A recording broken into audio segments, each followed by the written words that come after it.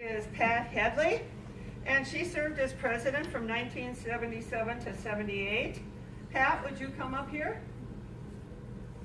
She received her undergraduate degree from Moorhead State and her graduate degree from St. Cloud. She taught business education for 22 years, and she was a teacher coordinator at Orono High School. She's been on many MBI committees, and one of the things Pat is probably the most famous to some of us of the older generation is that this fine lady is the person who went all around the state of Minnesota and taught elementary keyboarding methods. Elementary keyboarding was this lady's baby. That's where it all started. And so we have to give her credit for that. And she was runner-up for Minnesota Teacher of the Year. Now let me get this right. 88-89. 88-89. And she and Cal do as much traveling as they possibly can. They go to Florida in the winter time.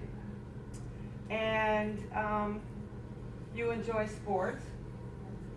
Girls basketball. Girls basketball. Women's basketball. Women's basketball.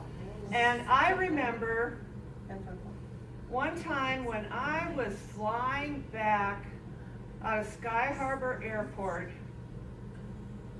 that I think I was ready to go through, maybe I'd gone through security. And there's that you and Cal, and I forget who, somebody was with you. I don't know. Was it Lola? No? Well, anyway, and they'd been to the bowl game down there. Oh, that was a couple from Minnesota. Okay. They were down there to enjoy the football game. And, you know, unfortunately, I think the Gophers lost. Oh, yeah.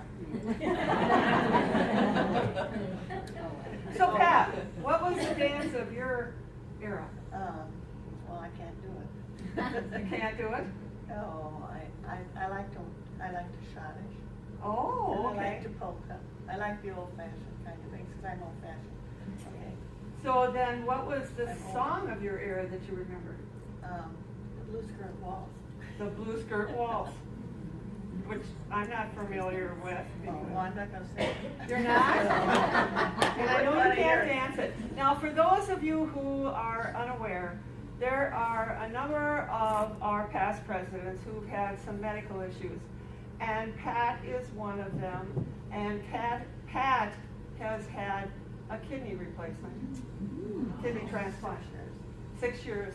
Will be in February. So I think, you know, I see so many of these I people hold the active. record at HCMC because I got a transplant within 6 days on the national list. Wow. I was perfect match, and I consider myself an answer to prayer. Wow. I was in dialysis for 9 months, 10 months. If I had to do that again, I don't know if I would. Well, but but we're did. glad you did. Yeah, I'm glad I did. It's tough stuff. In fact, the doctor that I had in dialysis didn't believe it when she found out that I had a kidney already, because she referred me, but she couldn't tell me why I was going to HCMC. And Mayo wouldn't take me unless I had a living donor. And I didn't. I had people who tried, but anyway, she said that can't possibly be, so she even called back after the surgery to find out if it was me. So, Is there anything else you'd like to share from your 10 years presidency? well, I gave the first award that went to Pat to us. Okay. Distinguished Service Award. A lot of funny things, but I won't share. Oh, but I may share a few of them. I may. Some of them happened in the coordinating or the traveling to different conventions and stuff. We had one, I'll share one. Okay. We had one in Chicago, an NCBA, can you hear me? I don't know. NCBA convention, and Lois Fossen and I guess her husband and probably my husband was sitting back there, decided that we were going to all gather that night, all the Minnesota people. Well, they found this music at this, I'm sure it's a place right out of the Mafia. Had to go downstairs in this basement thing, but it was kind of a nice place, and they had a good band, and I mean, we had, I don't know, maybe 20 of us, and that were there for NCBA that we could round up. We were all there, and we danced, closed the place up, and stayed till 3 o'clock in the morning, when we decided maybe we should go back. Some of our crew tried to hop the parking meters on the way back, or some were walking with one foot in the gutter and one on the sidewalk. I won't tell you who they were, it wasn't me. But anyway, it was one of those occasions when they were celebrating the night, I guess. But we had a good time, and we always did manage having a good time.